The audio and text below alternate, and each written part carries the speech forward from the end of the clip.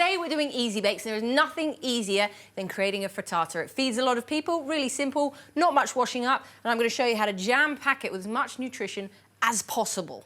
Now, I have a sweet potato here, and it takes a little while to grate it, but it's a great way of not having to heat it for too long, because everything's really, really small. The surface area is a lot more. So if you could just chop that garlic and that onion, which is going to be the base for our gorgeous eggy frittata. And it's a good way of getting it really fine without having to chop it. Spend a lot of time chopping it. Nice and fine. And the thing is with a frittata, you want all your vegetables to be the same size. So I've got this with the sweet potato, and I'm also going to do it with a zucchini.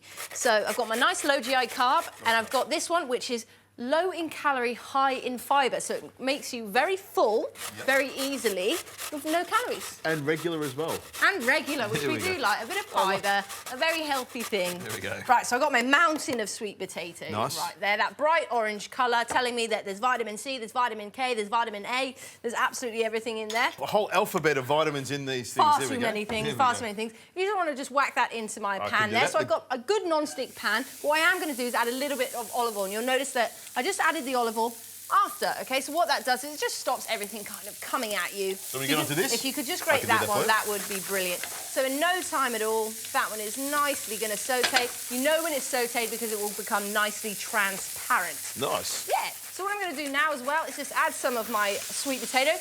Now, you could use carrot as well if you don't have any sweet potato.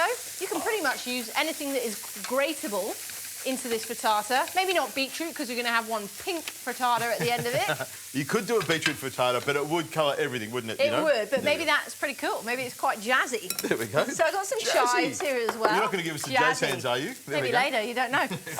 So I'm just going to chop these chives. I have a little bit of parsley there. I can do that for you as well. I'm just going to add the zucchini in there as well. There we go. The parsley, what I've done is just chopped them up with the stem as well. It seems like a really sort of tasty dish, lots of fibre in there. And the stems of the parsley do have a bit of flavour, and they're lovely, aren't they? Get it in there. Frittata is a very easy way as well of hiding a little bit of food. So if your kiddie winkles or even your partner is a little adverse to something, slip it in there, and they'll have no idea. Or, Rosie, the easy way would be to put some bacon in there, and they will come running for this. Now, I've got some eggs here. Had to mention it, didn't he? Grate these for you? Yes, please. OK. So just 4 eggs and then 2 egg whites would be brilliant. Gotcha. And then what I'd love you to do is just whisk those eggs together. So a lot of people think with eggy dishes it's not going to keep them that full, but when you add an amount of fibre, you're going to be full for a very long time. I'm just thinking of an eggy dish. An eggy dish. There we go. So that's it, just whisk that one. I'm going to add a little bit of ricotta just to add a little bit more richness into it. Again, you can change it up to whatever cheese you want. And I'm just going to grease up my baking tray, because the last thing we want is a gorgeous frittata, and we cannot get it out. OK, now, Adrian, if you just reach over, grab that handle.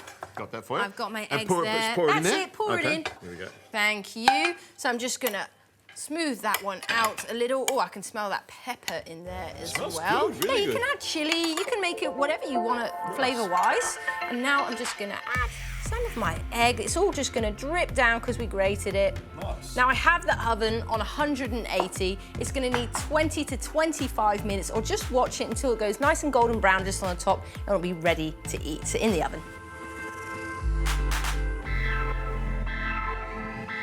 Adrian, look at those gorgeous colours. This is perfect. These are perfect little protein-rich fingers that I think are just perfect for wrapping in a little bit of alfoil, plopping in your lunchbox. Nice. Take a little look at that, all that goodness. Oh. I'm just going to cut straight into that. What do you reckon? A couple of pieces there. It looks great. It looks like the sort of frittata I would make, with the addition of a few bits of protein in there. I think it's a cracker. Delicious. Vegetables, egg. You actually can't get more nutritious than that. You know what, that's really nice, and it's a substantial meal. But you know what, after every good meal, we need something sweet, Rosie.